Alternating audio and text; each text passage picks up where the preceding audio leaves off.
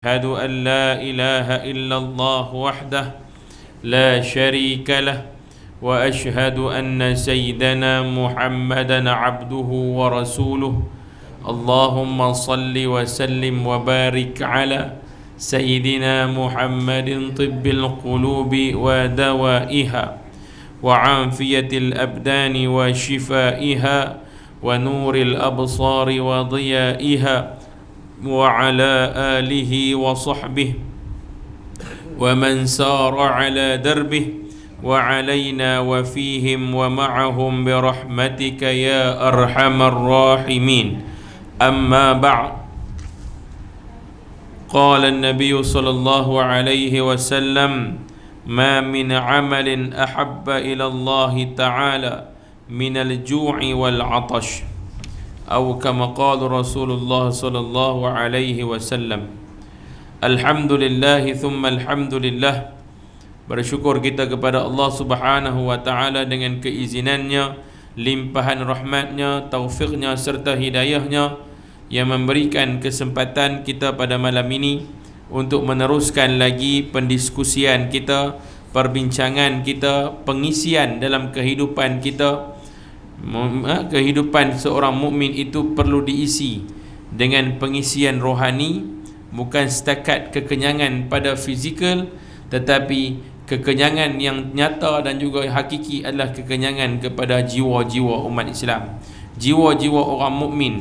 Kerana antara makanan-makanan jiwa ini adalah tazkirah, antara makanan jiwa adalah peringatan-peringatan yang Allah berikan dalam Al-Quran maupun hadis Nabi SAW. Manusia sebagai seorang Islam, sebagai seorang mukmin, dia kena ada waktu dia bersama dengan Allah. Dalam satu hari tuan-tuan, kita tak ambil banyak pun, kita ambil antara maghrib dengan isyak.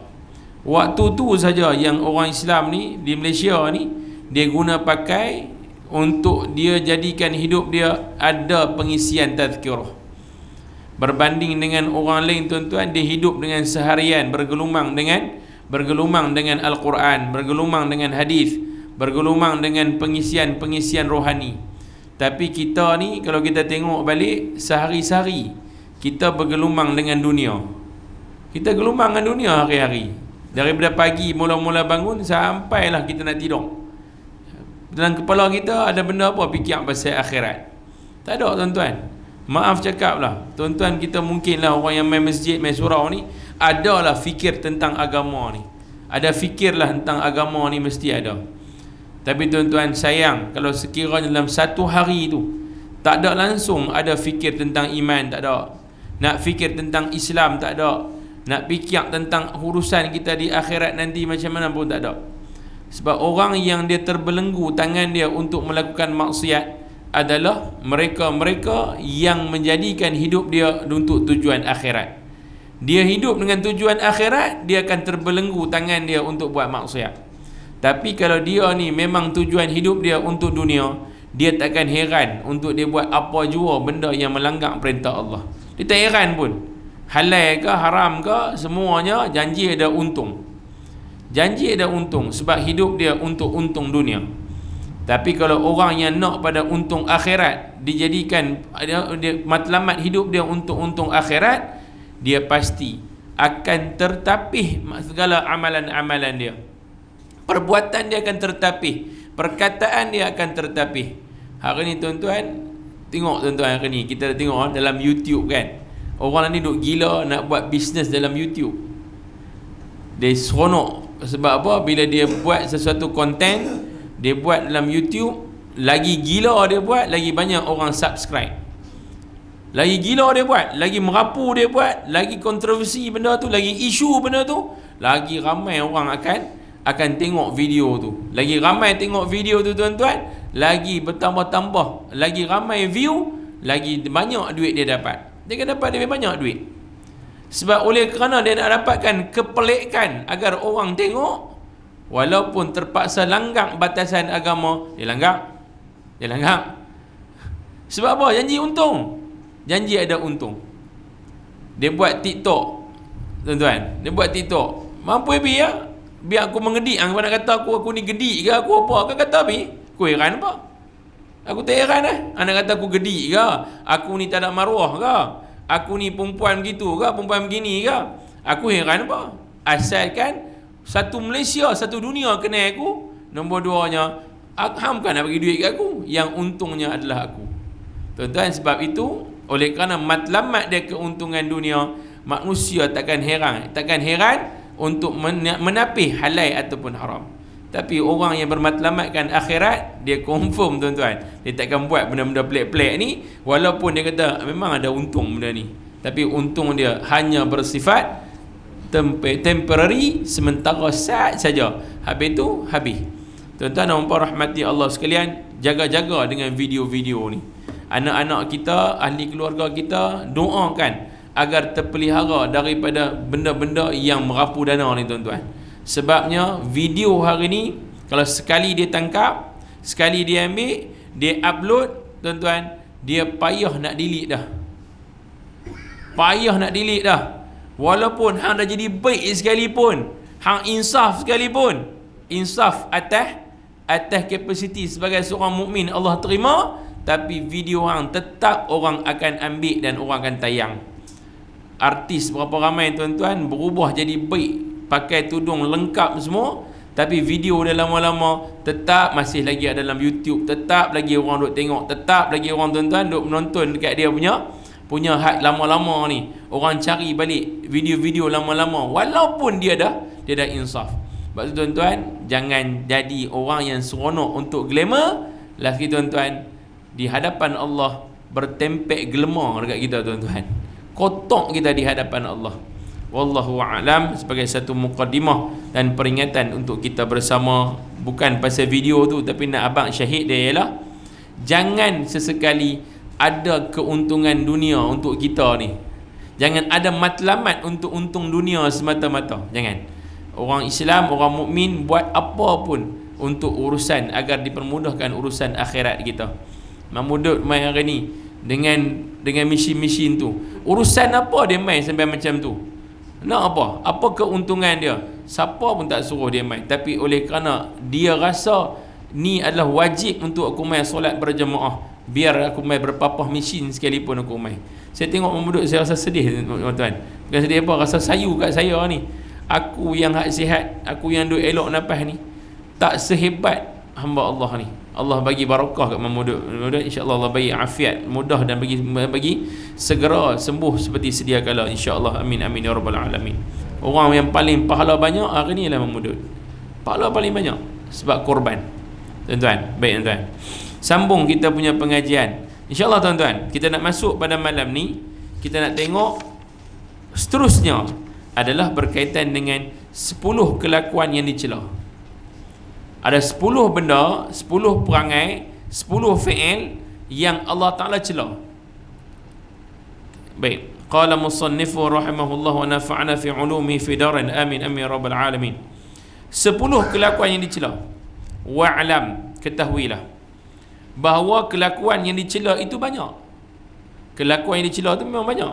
Kata Syekh ni, kelakuan yang dicela ni banyak. Tapi aku sebutkan di sini 10 benda. Kerana yang 10 ini,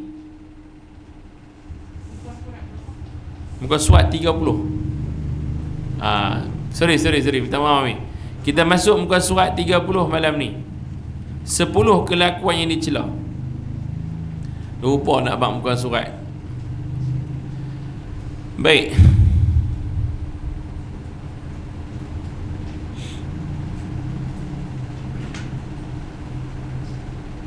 Walaupun Syekh ni kata aku sebut 10 aja, tapi yang 10 ni adalah pokok yang menyebabkan ranting dia banyak nak main lagi perangai-perangai tak elok. Dari 10 ni akan pecah lagi, akan menyebabkan, akan keluar lagi perangai-perangai kelakuan yang tak elok lagi. Sebab itu aku hanya menyebut 10 ni. 10 ni adalah main daripada kelakuan yang tercela. Apakah 10 benda ni? Kerana yang 10 ini asal bagi semuanya, dan yang lain daripadanya terjadi daripada yang 10 ini. Semua lain-lain tu perangai tak elok tu, dia main daripada 10 benda ni. Baik tuan, apakah yang 10 ni? 1, sangat rakus kepada makanan. Dia panggil apa? Gelojoh. Mahu pandai. Mahu pandai. Gelojoh kan, rakus kepada makanan. Jenis dia ni apa benda pun tanya dulu, hari ni makan apa? Tuan-tuan, hari ni makan apa? Saja saya tanya tuan-tuan. Tuan-tuan bangun pagi-pagi, soalan apa tuan-tuan tanya dekat isteri? Mana? Nak makan mana? Nak makan tang mana pagi ni? Nak makan tang mana pagi ni? Lagi? Makan apa pagi ni? Nak makan apa? Ataupun masak apa pagi ni? Masak tara lah ni. Tara masak kan? Pulau Pinang syurga makanan kan? Pulau Pinang syurga makanan. Atok kedai tuan, dia kata makan apa? Makan tang mana? Antuan tahu soalan-soalan common yang ditanya, itu biasa dah tuan-tuan. Yang sebut rakus terhadap makanan ni ialah apa? Dia ni jenis geng pelahap, jenis makan tak ada hadnya. Makan itu harus, makan tu harus dan jadi wajib sekiranya tahan perut sampai boleh memudaratkan. Jadi wajib. Jadi haram bila makan terlebih. Dia boleh jadi haram, boleh jadi wajib, boleh jadi harus. Baik tuan-tuan. Nombor 2, sangat loba dalam berkata-kata. Jenis cakap tak tapih memang. Jenis cakap memang main bubuh ya. Aku tak ada iran siapa pun. Hang suka hang dengar, hang tak suka pun hang dengar.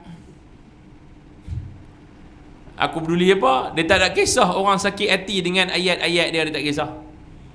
Dia tak kisah tuan-tuan sekiranya dengan ayat-ayat dia tu boleh memberikan kesan kepada orang keliling dia, menyakitkan hati orang, dia tak kisah. Tuan-tuan, ada 2 jenis manusia. Satu, dia dihormati. Nombor 2, dia ditakuti. Kita jenis lagu mana?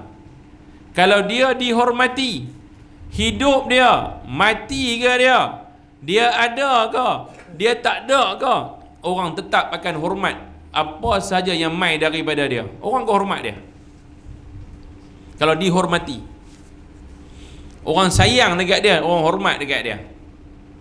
Dia tak ada kat situ pun orang kata tak, kalau ikut-ikut ni Pak Haji kita tak bagi buat benda ni, dia akan dihormati. Orang akan ingat apa dia cakap walaupun dia tak ada tempat tu. Tapi kalau dia ditakuti, dia dihormati tuan-tuan. Kalau dia waktu dia dihormati dengan pangkat dia ada, tuan-tuan, dia tak ada pangkat esok ni pun orang tetap hormat dia.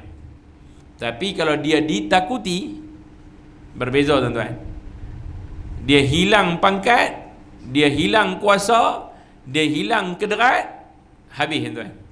Orang hilang takut dekat dia. Hilang takut, hilang hormat. Tuan-tuan dan puan rahmati Allah sekalian, sebab itu Nabi bukan ditakuti, tapi Nabi dihormati dan disayangi. Dihormati pada Nabi, disayangi pada Rasulullah. Rasulullah disayangi oleh semua orang. Sampai kan ketika Nabi dah wafat sekalipun, semua benda yang mai dari Nabi, sahabat kata apa? Rasulullah tak pergi buat. Dia tengok ni sikit yang Nabi suka makan. Nabi suka makan. Nabi suka makan bahagian ni. Sayyidina Umar pernah kata kan, Nabi suka bahagian paha kambing ni. Aku nak makan bahagian ni sebab Nabi suka. Orang nak ikut apa saja yang mai daripada orang yang dikasihi. Tuan-tuan dan puan rahmati Allah sekalian. Tapi kalau loba pada cakap, perkataan yang keluar tu perkataan yang sangat-sangat tidak bagus, menyebabkan orang hanya boleh dengar cakap dia waktu dia ada kuasa. Nombor 3, marah. Sifat tercela marah. Suka marah. Bahasa kita panggil apa? Perongoi ke? Perongoi. Tak boleh sikit ya. Cengih. Kan? Tak boleh sikit. Sikit tak boleh. Jangan cuit sikit ya. Cuit sikit kata tuan-tuan, buka Swiss ya, jangan. Tak habis dah. Marah. Nombor 4, dengki. Sifat dengki. Dengki, ada perkara yang dibolehkan dalam dengki. Dengki apa? Dengki tentang ilmu. Dengki. Oi, dia dapat macam mana dia boleh dapat ilmu tu, kat mana dia dapat? Aku nak cari tengok, aku nak pergi belajar. Macam mana dia belajar? Dengki macam tu tak apa. Ni dengki dalam nikmat yang orang Allah bagi kat dia, dia dengki. Allah bagi kat orang tu dengki. Allah bagi kat dia boleh beli kereta besar sikit, kereta Beza ke apa ke, dia duk pakai kereta Viva. Saya lah tu. Kan? Kita pakai kereta Viva, ada seorang beli kereta Beza. Tengok kita dia ni pakai kereta Beza baru keluar malam tu. Kita pun kata kadang Beza tak harap Beza ni aku tengok kemarin dia ni tak nak boleh beli Sidak kemudian nombor ekor main duit pak. Dengki. Dengan sifat dengki dia keluar benda-benda yang lain pula. Baik, seterusnya kikir dan kasih kepada harta. Kedekut tapi sayang pada harta benda. Kedekut tuan. Kedekut baik tapi sayang pada harta, kasih pada harta. Tuan-tuan, perangai kedekut ni jangan cerita. Kalau orang kedekut dia pergi genggam tak tirih. Tahu genggam tak tirih? Memang tak tirih memang tak keluar dah lah. Orang ni pergi makan dengan dia ke apa ke,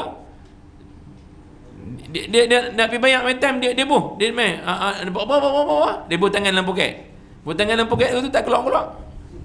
Tangan dalam poket tak keluar lah. Tuan-tuan.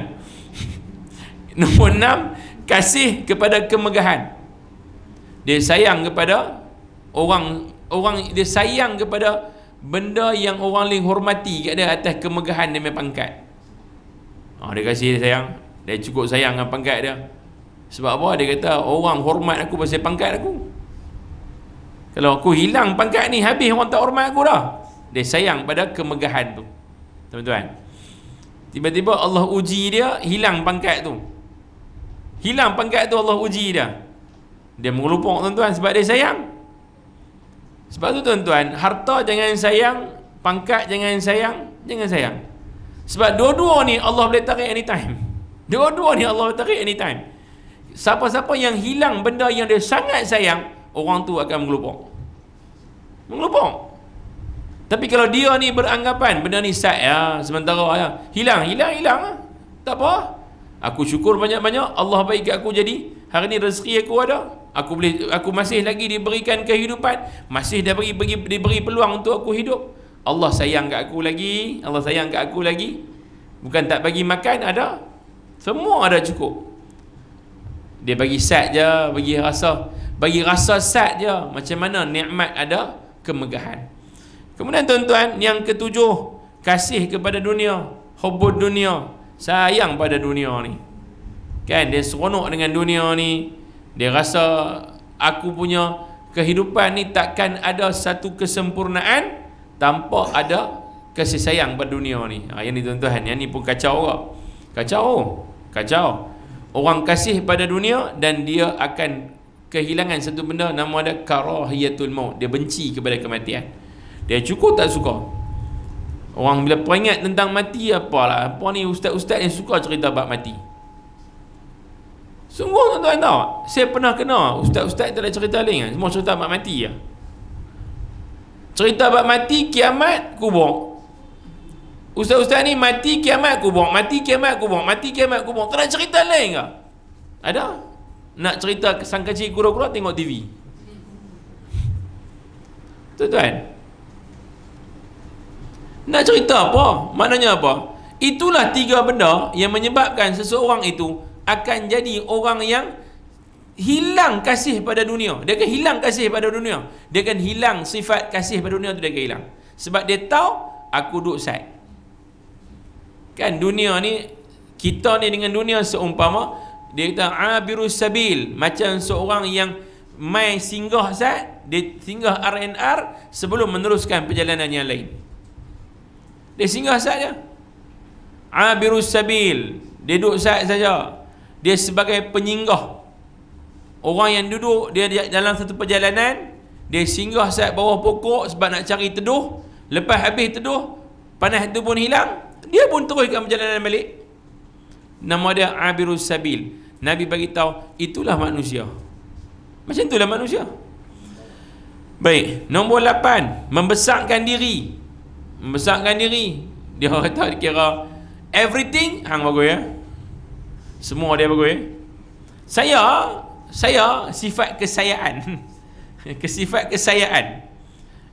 Semua benda yang elok saya buat. Tuan-tuan, nak cerita besar diri tuan-tuan, tak payah kan. Hang punya harta pun mai daripada Allah, hang punya umur panjang pun mai daripada Allah. Yang kena membesarkan diri adalah Allah Al-Mutakabbir. Allah yang membesarkan diri dengan Al-Mutakabbir. Siapa-siapa pinjam pakaianku, maka aku akan rejam masuk neraka. Tu sudah besar diri sangat. Nombor 9, ujub. Nombor 10, riak. Tuan-tuan, 10 benda ni dia akan mengundang kepada benda-benda yang lain lagi. Kita pergi fasal yang pertama. Dan hendaklah engkau bersungguh-sungguh menyucikan qalbumu daripada sifat kecelaan ini. Nescaya kamu akan mendapat kemenangan di dunia dan juga di akhirat. Firman Allah, qad aflaha man zakkaha, maka berjayalah orang-orang yang menjadikan dirinya sedia bersih, bertambah-tambah bersih dengan iman dan amal kebajikan, yakni membersihkan hatinya daripada kelakuan yang dilarang.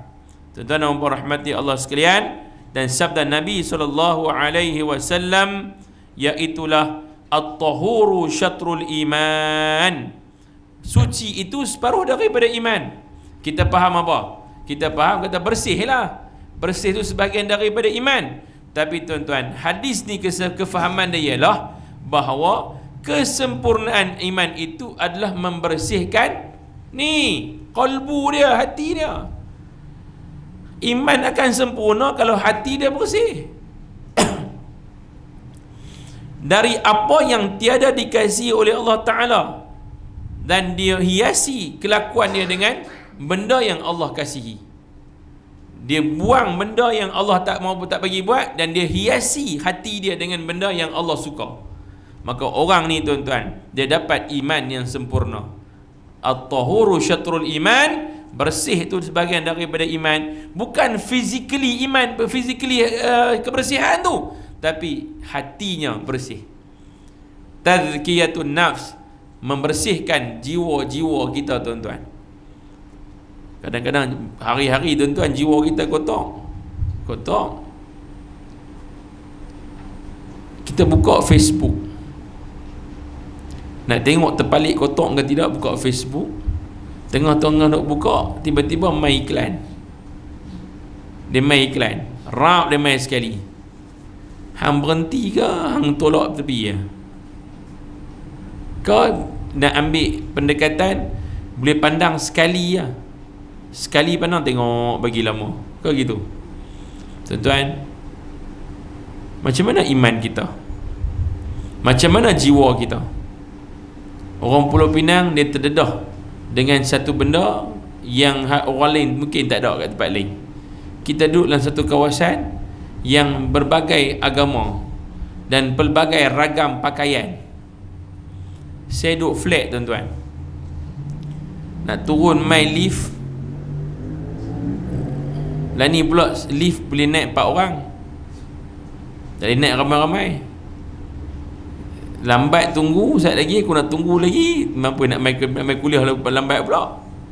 Semayang maghrib, semayang isyak lagi lambat, semayang maghrib lambat pula.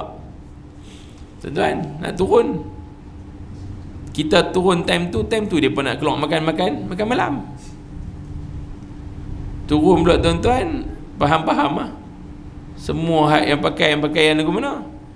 Kita pun duduk kepala, kita pegang kitab Penawar Hati. Tuan-tuan, dia tunjuk hati dia kat kita. Kali-kali tengok kat depan pintu lift. Pintu lift chrome, macam cermin tengok belakang. Tuan-tuan, Allah suruh buat apa?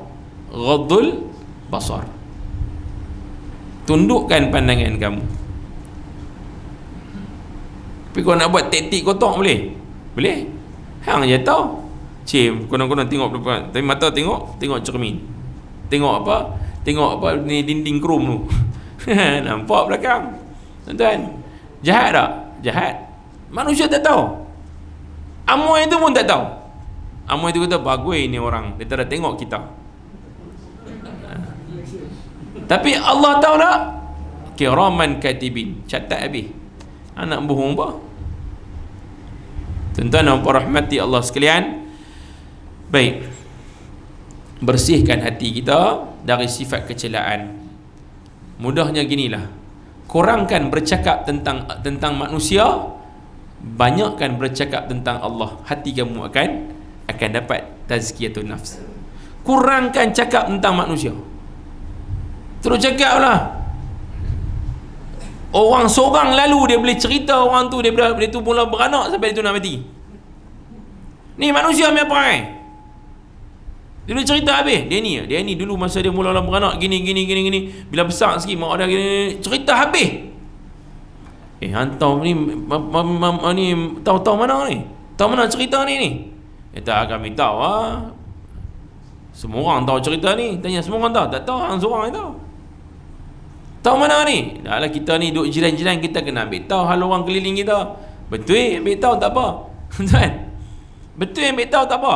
Tapi bukan untuk diceritakan. Bukan nak pergi cerita hal orang. Kurangkan cakap tentang manusia, perbanyakkan cakap tentang Allah. Cakap tentang Allah Ta'ala. Allah ni sayang kat kita no. Bagi macam-macam kat kita. Tengok kita boleh main semayang lagi. Tengok kita main surau hari ni. Surau walaupun surau yang betul-betul tak siap lagi, tapi berkat sungguh surau ni no. Ramai orang boleh main lagi surau ni. Tuan-tuan, surau nampak kecil tapi orang masuk padat. Orang masuk penuh. Seronok surau ni no. Best cakap lagu tu. Lagi elok daripada cakap tentang orang. Kan? Baik tuan, sambung balik. Fasal yang pertama, apakah sangat rakus terhadap makanan? Apa cerita ni? Sangat rakus terhadap makanan, sangat loba pada makanan itu. Sebahagian, muka surat 31. Sangat loba pada makanan itu sebahagian daripada punca segala kejahatan. Kerana perut itu tempat keluar bagi segala keinginan. Perut ni tempat mula sesuatu, mulanya nafsu mai pada perut. Senang gitu. Mula nafsu mai pada perut. Nak tengok tuan-tuan macam mana? Kerana daripada perutlah terjadinya keinginan kemaluan. Keinginan kemaluan mai daripada perut. Kemudian apabila diasak oleh keinginan makanan dan keinginan jima', apabila diasak oleh keinginan makanan dan keinginan jima', nescaya terjadi daripadanya sangat loba kepada harta. Bila seseorang itu dia loba kepada makanan, dia rakus pada makanan, dia akan perlukan banyaknya duit, banyak harta, sebab dia nak beli makanan. Termasuklah orang yang berkeinginan dengan jima', dia perlukan pada duit, dia perlukan pada harta. Maka bermula dari situlah terjadinya seseorang itu dia sangat gila pada harta. Tak cukup duit nak kena kejar duit, tak cukup duit kena kejar duit. Tuan-tuan, zaman kita zaman orang gila makan. Ni zaman ni. Kau salah tengok saya. Betul tak betul? Betul tak betul? Zaman kita zaman orang gila makan. Lagi makanan pelik, lagi tu dia nak pergi makan. Tuan-tuan, maaf cakap lah, orang Malaysia ni macam tak ada identiti Malaysia. Macam tak ada identiti tu. Makanan Korea, pergi Korea, pergi cari kat Korea, ada tak? Ada tak yang mereka buat makanan orang Malaysia ada? Nak cari punya payah. Di Malaysia cari sat makanan Korea, habang tak mana? Semua tempat, oh ada makanan Korea.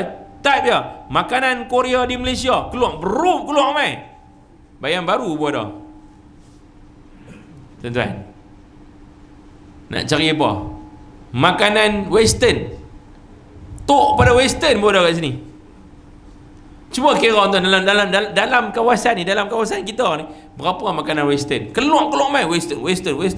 Macam Amerika Syarikat pula kita.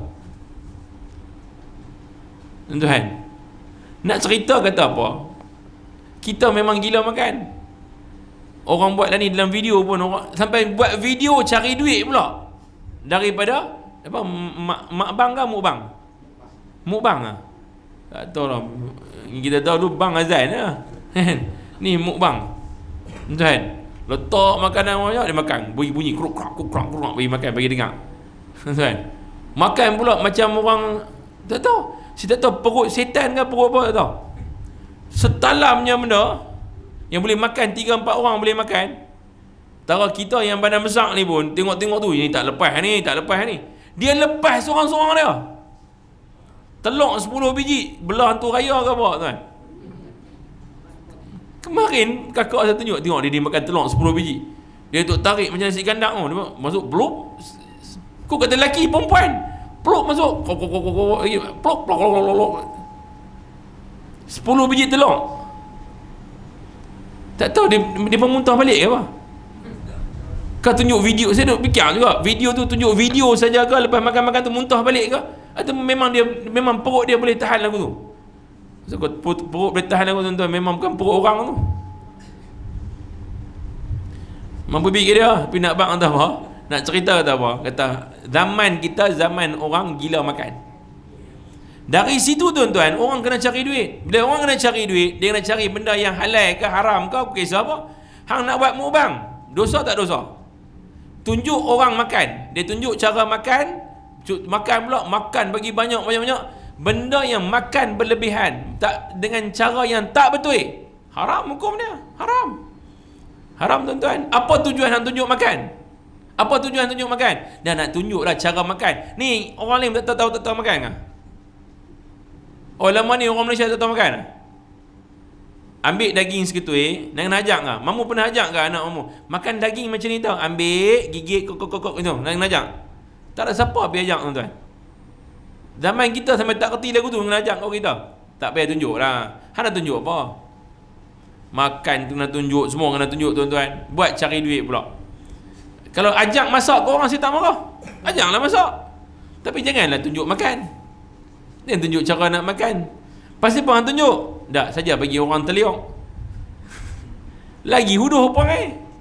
Baik, sambung tuan-tuan.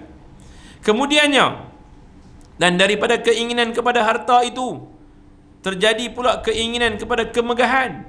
Oleh kerana nak harta lebih lagi, dia kena cari pangkat yang tinggi. Lebih pangkat lebih tinggi, lebih banyak harta dia akan dapat. Maka dia akan jadi orang yang mengusahakan untuk mendapatkan kemegahan dan dapatkan tempat dan kedudukan. Kemudian apabila ia menuntut harta dan kemegahan dan ia mendapat kedua-duanya, nescayalah berhimpunlah di waktu tu, harta pun dia ada, kemegahan pun dia ada. Waktu tu tuan-tuan, dia terdedah kepada satu risiko. Risiko apa? Terhimpun padanya beberapa banyak kebinasaan, seperti orang yang banyak harta dan lebih banyak kemegahan yang dia ada, maka dia akan terhimpun perangai riak. Dia risiko dapat riak tu tinggi. Nombor 2, risiko takabur, sombong, tinggi. Nombor 3, dia akan bersifat dengki dengan orang yang lebih banyak harta daripada dia dan kemegahan lebih daripada dia. Dia akan main sifat dengki. Dan yang ketiga dan keempat, dia main perangai berseteru. Dia mula bermusuh. Tuan-tuan, sifat bermusuh ni kalau mula, bermakna dia bermulalah episod yang sangat tak cantik. Dia akan hidup dengan keadaan tak aman tuan-tuan. Orang yang hidup dengan berseteru, dia tak pernah aman. Tuan-tuan, carilah kebahagiaan dan keamanan dalam hidup. Jangan cari benda yang boleh menyebabkan terancam keamanan kita. Apa benda terancam keamanan? Mata. Tengok orang tak puas hati, tengok orang rasa sakit hati. Tuan-tuan, kita tak payah dengki ke orang. Sebab tu saya sebut tadi tuan-tuan, kita mulakan kehidupan, hentikan cakap pasal orang dan tanamkan sifat syukur. Tanam sifat syukur. Tanam sifat syukur, kita akan jadi orang yang sangat tenang, relax. Aku nak ambil apa lagi? Allah bagi rumah, Allah bagi aku boleh duduk kat rumah, Allah bagi kat aku kenderaan, Allah bagi kat aku ada pasangan, Allah bagi kat aku ada zuriat keturunan, Allah bagi kat aku boleh makan di tiap hari cukup, kenyang, sedap. Allah bagi kat aku nikmat, aku boleh main surau, aku boleh main ibadah kepada Allah Ta'ala tanpa apa-apa halangan. Ya Allah, apa lagi aku nak tuntut kepadamu ya Allah? Ni manusia, apa lagi aku nak minta? Tuan-tuan, cuba duduk tengah malam, bangun tengah malam pukul 3 lebih, pukul 4 lebih ke bangun, tuan-tuan duduk sorang-sorang, tuan-tuan cakap yang ni, tuan sebut nikmat-nikmat yang Allah Ta'ala bagi kat kita. Ya Allah, aku dah ada rumah, aku dah tempat tinggal. Ya Allah, Engkau bagi kat aku pasangan aku, dia tengah tidur sihat walafiat. Ya Allah, aku buka peti aku, makanan aku penuh kat rumah. Ya Allah, Engkau bagi kat aku semua benda aku ada, semua benda aku dah dapat. Ya Allah, apa lagi yang aku nak? Engkau bagi kat aku hari ni, aku nak keluar turun mai, nikmat keamanan, aku pergi kerja, tak ada siapa kacau aku balik mai dengan rasa seronok, tak ada pun musuh aku tahan tengah jalan tembak aku ke, tak ada. Ya Allah, ya Allah, nikmat apa lagi yang aku nak daripadamu? Tanya diri kita waktu tengah malam. Kita akan rasa pada waktu tu, tuan-tuan, ya Allah, aku nak minta apa lagi? Cukuplah ya Allah, cukuplah ya Allah. Kau kekalkan kepada apa yang kau berikan kepadaku ya Allah, dan kau kurniakanlah nikmat ini kepada seluruh umat, bagi kat semua orang. Tuan-tuan, minta Allah bagi kita nikmat apa? Nikmat ketenangan.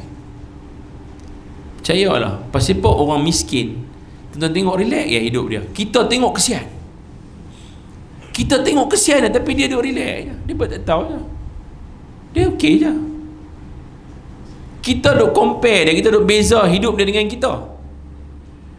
Dia pederah dengan motor, satu motor EX5, bawa anak pergi sekolah 2 orang, duduk di belakang, beg duduk di kiri kanan, satu duduk kat depan, bawa motor. Tuan-tuan, kita tengok, ya Allah, kesiannya pakcik ni, ya Allah, selamatkan dia lah ya Allah, kesian dekat dia orang susah. Tuan-tuan, pakcik tu dalam hakikat hidup dia rasa aku okey je, aku okey je, aku mengkit pagi-pagi, aku tak fikir hutang apa, aku tak nak hutang siapa, motor ni pun aku beli dah lama dah, cash. Kita bawa kereta besar,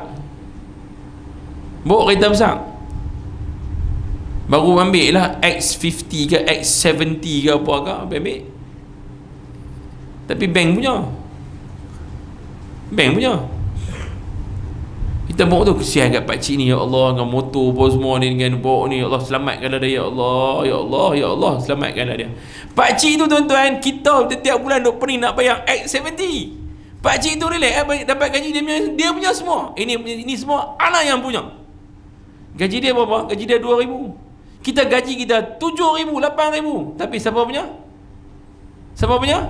Dari bank kau datang, pada bank kau kembali. Tapi kita bawa kita kesian kat pakcik tu relax, tenang dia. Malam pergi semayang, malam pakai kain plekat, pakai baju pagoda kat dalam, tuan-tuan, pakai baju Melayu, pakai kepiah, pergi semayang, tuan-tuan, balik mai lek on the way nak balik tu, singgah kedai kopi, kena TO satu,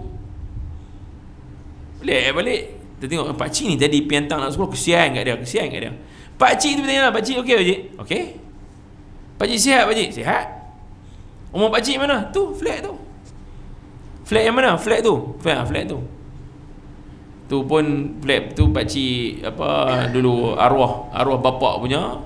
Dia dah tak ada, pakcik duduk rumah tu lah ni. Tu bayar duduk rumah sebulan rumah, tak bayar. Bapak lu bayar habis lah. Tak bayar. Tu ni elektrik ayam semua je lah. Elektrik sebulan RM12 kot. So RM12 pakcik. Aircon tak ada. TV pun tak pakai lah. TV ada lah, tapi tak ada lah Astro pun tak ada. Pakcik okey lah. Tu dia pakcik tak buat Astro. Nak buat Astro apa, duk ulang gambar sama.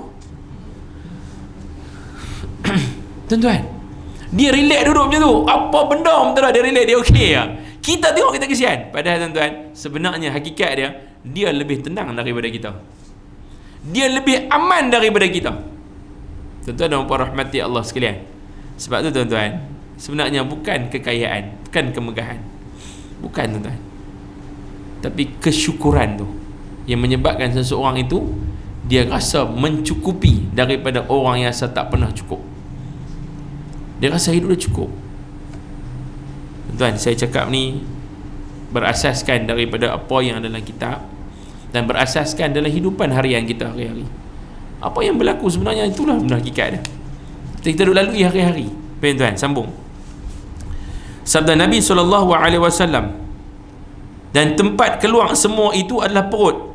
Maka kerana itulah Rasulullah SAW membesarkan masalah lapar. Nabi membesarkan masalah lapar. Apa Nabi sebut? Ma min amalin ahabba ilallahi ta'ala minal ju'i wal atash. Tak ada pun satu amalan yang lebih daripada Allah kasihi, Allah paling suka sekali satu amalan. Tak ada amalan yang lebih Allah suka daripada orang yang lapar dan dahaga puasa.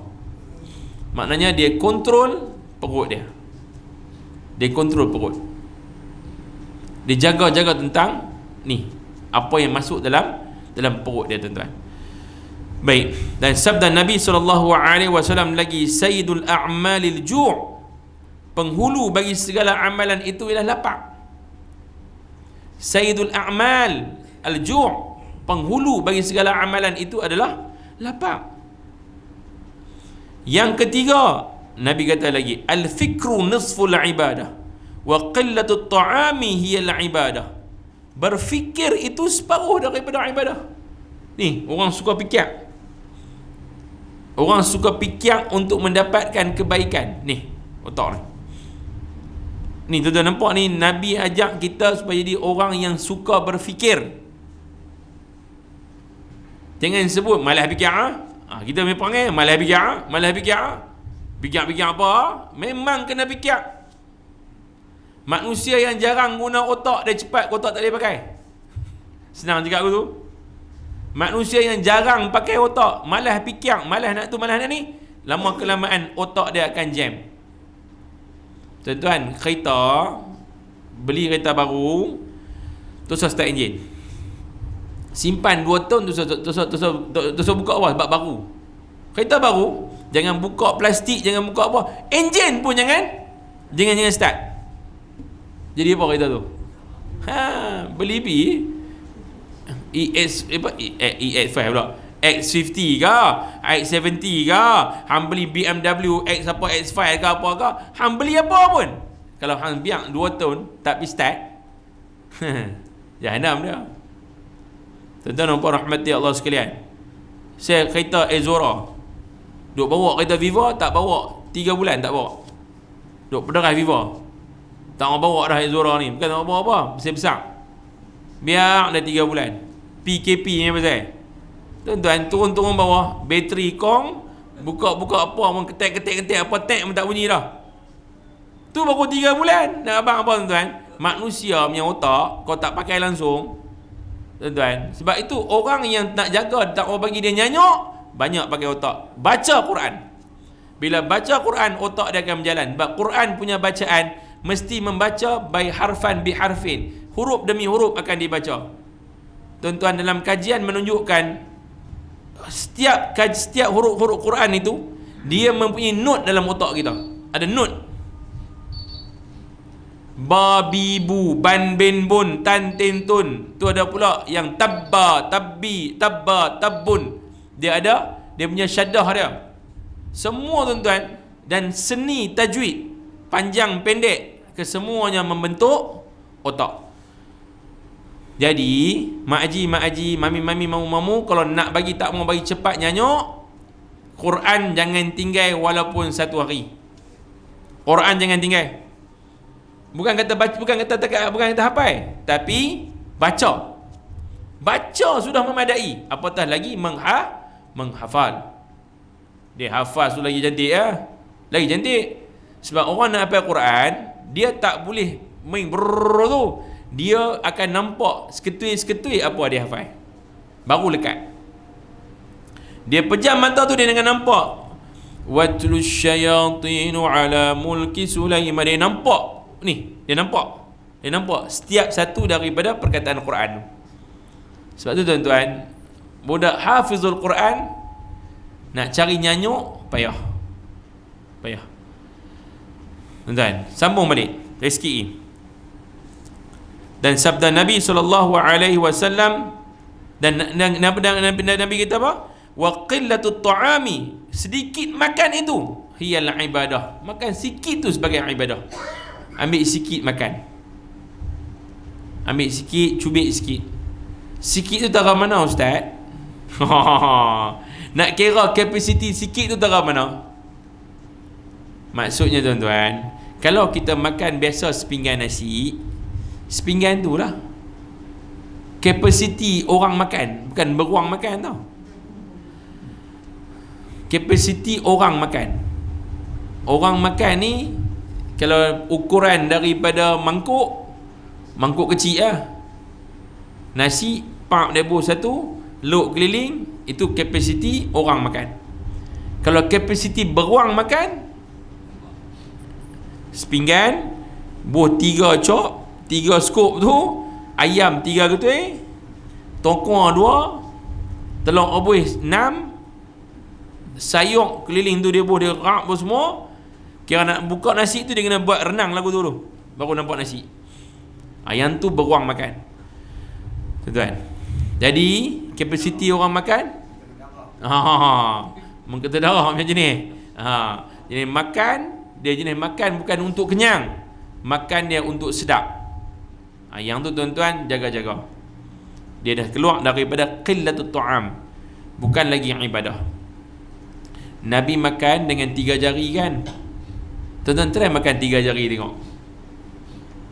Boleh makan 3 jari? Boleh. Makan 3 jari boleh. Makan 3 jari tuan-tuan. Cubit 3 jari, makan 3 jari. Nasi cuba makan dengan 3 jari. Boleh tak boleh? Boleh, tapi akan capai sikit je. Betul tak? Bila makan sikit, bila masuk mulut sikit, dia kunyah lama ke Asad? Dia akan menikmati makanan. Orang yang makan dengan cubitan sikit-sikit ni, dia akan menikmati makanan. Bila dia nikmat makanan, dia makan tak banyak, sebab dia rasa sedap makanan tu, walaupun sikit. Tapi kalau orang tu jenis jengprau lagu tu, buat pula keluar buat macam bola ni, lak masuk. Kan tengok ada pertandingan makan dekat India. Tak tahu tu, yang tu saya takut tengok. Dia tarik rak blup. Yang tu gila. Sikit tu. Tuan-tuan sambung sikit. Hadis yang terakhir. Dan sabda Nabi SAW, afdalukum indallahi ta'ala atwalukum ju'an. Sebaik-baik kamu di sisi Allah Ta'ala ialah orang yang paling lama berlapar. Orang paling baik di kalangan kamu, paling lama berlapar. Wa tafakkuran, dan orang yang suka lamanya dia berfikir. Fikir tu panjang. Ini orang paling yang Allah suka, sebaik-baik dia. Dan wa abghadukum ila Allah Ta'ala, orang paling yang Allah benci. Siapa yang Allah paling benci? Paling benci ialah kullu akulin syarubin naumin, orang yang banyak makan. Setiap daripada orang yang suka banyak makan, banyak minum dan banyak tidur. Banyak makan, banyak minum, banyak tidur. Tuan-tuan dan puan rahmati Allah sekalian, yang ni ada. Ni ramai. Tapi kalau dia tahu kata dia orang yang paling dibenci oleh Allah, agak-agak dia nak buat lagi tak? Kurangkan makan, kurangkan tidur. Orang banyak makan, banyak minum, dia akan banyak tidur. Dia mesti mengantuk punya. Ulang sawah ni beza. Saya ingat tuan, zaman jahiliah dulu, zaman jahil-jahil dulu, bukan tak tahu, tapi tahu dia seronok zaman tu. Zaman kita tak apa nak terfikir lagi. Zaman mula-mula duk mengajar dulu lah. Tak kahwin lagi. Teman-teman duk mengajar duk main sekolah ha. Duk mengajar tu teman-teman. Tuan-tuan, habis sekolah, kami ada 4 orang. 4 orang ni habis punch out pukul 2 tu, 4 orang ni yang 4 jahanam ni, 4 orang ni nanti keluar nanti tuan-tuan, tiap-tiap hari berganti, seminggu 2 kali lah, tiap-tiap hari tak kahwin lagi, petang tak ada apa nak buat. 4 orang tuan naik kereta. Hari ni makan mana? Hari ni kami nak jom Hamidia. Pi Hamidia bukan makan macam orang. Dia ambil tu makan betul-betul ni. Lepas habis makan, semayang siap kat sekolah pun semayang siap. Naik kereta pi cari makan. Lepas tu tuan, lepas habis makan semua tu, pi disaksikan oleh pokok di padang kota. Pi duduk bawah pokok padang kota, buka tingkap sikit, lena 4 orang lena kan. Tak tahulah. Esok tu mana orang ni? Hari ni lain pula nasi. Pi pula cari. Mana halau pergi cari? Lepas cari habis makan, on the way nak balik, singgah bawah pokok mana lena. Tuan-tuan, cukup 2 tahun panggilan hospital terus. Hospital panggil terus. Nak faham tahu tuan-tuan? Ni yang Nabi larang ada sebab. Sebab dia mesti, kalau sekiranya benda tu dilarang oleh agama, dia mesti ada kemudaratan dunia dan kemudaratan akhirat. Allah tak suka pada orang begitu. Tuan-tuan, nasib baik selamat awal. Nasib baik Allah Ta'ala bagi hidup balik. Tak ada almarhum dah. Tuan-tuan dan puan rahmati Allah sekalian, sayangnya kalau kita mati pada saat tu, kita mati dalam keadaan Allah benci kepada kita. Allah sayang lagi kat saya tuan-tuan, bagi hidup lagi walaupun pada perangai tu perangai yang dibenci oleh Allah. Allah tak suka orang macam tu. Saya cerita tuan-tuan, berita apa? Benda tu kita pernah buat dan kita duk rasa macam biasa, rasa macam tak ada apa pun. Kalau makan kenyang tu dan tidak mengantuk tu biasa. Tapi sebenarnya ni ni doa ada ni, wa abghadukum, dan paling dibenci oleh Allah adalah orang yang makan, minum banyak dan naumun, tidur banyak. Wallahu alam tuan-tuan. Moga-moga Allah jadikan kita di kalangan orang-orang yang soleh, orang-orang yang sangat-sangat ambil berat tentang kasihnya Allah dan kebencian Allah. Dia nak jadikan hidup dia dikasihi Allah, dia tak mau Allah benci dia. Wallahu alam tuan-tuan. Yang baik daripada Allah Subhanahu wa taala, yang buruk daripada saya mohon beribu kemaafan. Moga-moga Allah berikan kita kebaikan dunia, kebaikan akhirat. Selamat sikit insya-Allah. Insya-Allah tuan-tuan, kita hari ni keluarga Luqman buat kenuri sikit ni kan, buat kenuri sikit insya-Allah. Ni Ustaz Luqman kita dah balik tuan-tuan. Saya seronok tengok dia. Sebenarnya tuan-tuan, kita di Pulau Pinang tunggu orang-orang macam ni. Kita tunggu orang alim ni balik. Orang alim ni balik dan dia akan mewarnai balik. Inilah penerus kami pula lepas ni. Dia setiap zaman tu mesti ada orang yang jadi pelapis. Orang Pulau Pinang ni kita tak ramai. Tuan-tuan. Jadi nak dia pelapis, nak main balik. Dan dia main tu pula lebih hebat daripada orang-orang yang terdahulu. Dia kena main lagi baik tuan-tuan. InsyaAllah Allah akan pelihara kita. Saya teringat tuan-tuan, kita baru kehilangan Maulana Syekh Abdullah Bukhari. Kita baru kehilangan tuan-tuan Ahad lepas. Cukup seminggu lah kemarin.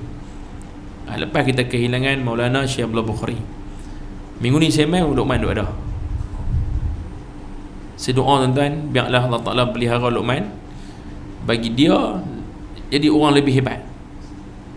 Bawalah diri, carilah secukup-cukupnya untuk bawa pulang. Bagi ada orang yang hebat-hebat sebegini, memang patah tumbuh hilang berganti tuan-tuan. Nak cari balik payah. Orang yang seperti dia, yang hidup dia memang ta'abbud kepada ilmu, nak cari tu payah.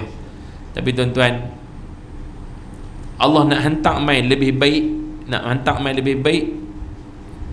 wallahu alam. Rencana Allah tu tuan-tuan, Luqman balik, Luqman teruskan insya-Allah. Tuan-tuan, ila hadratin nabiyil mustafa sallallahu alaihi wasallam al-kiramil fatihah. A'udzu billahi minasy syaithanir rajim. Bismillahir rahmanir rahim. Alhamdulillahi rabbil alamin. Arrahmanir rahim. Maliki yaumiddin. Iyyaka na'budu wa iyyaka nasta'in. Ihdinas siratal mustaqim. Siratal ladzina an'amta 'alaihim غير المغضوب عليهم ولا الضالين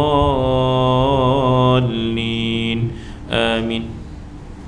بسم الله الرحمن الرحيم. الحمد لله رب العالمين والصلاة والسلام على أشرف الأنبياء والمرسلين وعلى آله وصحبه أجمعين. اللهم إنا نسألك رضاك والجنة ونعوذ بك من سخطك والنار. اللهم إنك عفو كريم تحب العفو فاعف عنا وعن والدينا وعن جميع المسلمين والمسلمات برحمتك يا أرحم الراحمين. الله بسم الله الرحمن الرحيم. الحمد لله رب العالمين والصلاة والسلام على أشرف الأنبياء والمرسلين وعلى آله وصحبه أجمعين. حمدا حامد حمدا شاكر حمدا يوافي نعمه ويكافئ المزيد. يا ربنا لك الحمد كما ينبغي لجلال وجهك الكريم وعظيم سلطانك.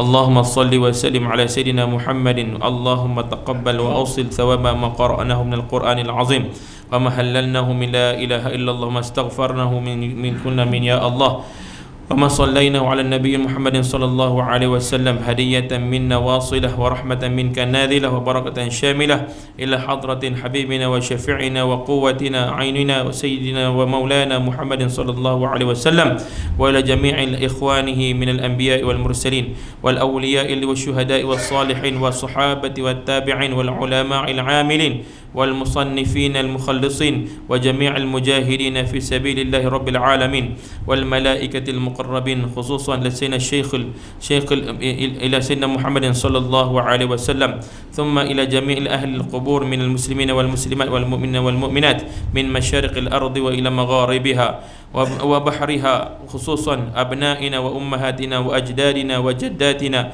ونخص خصوصا إلى من المجتمعنا هنا بسببهم ولأجله. اللهم اغفر لهم وارحمهم وعافهم وعفو عنهم. اللهم أنزل رحمة ومغفرة على أهلنا وأهل أولادنا. ربنا عليك توكلنا وإليك أنبنا وإليك المصير. ربنا لا تزغ قلوبنا بعد إذ هديتنا وهب لنا من لدنك رحمة إنك أنت الوهاب.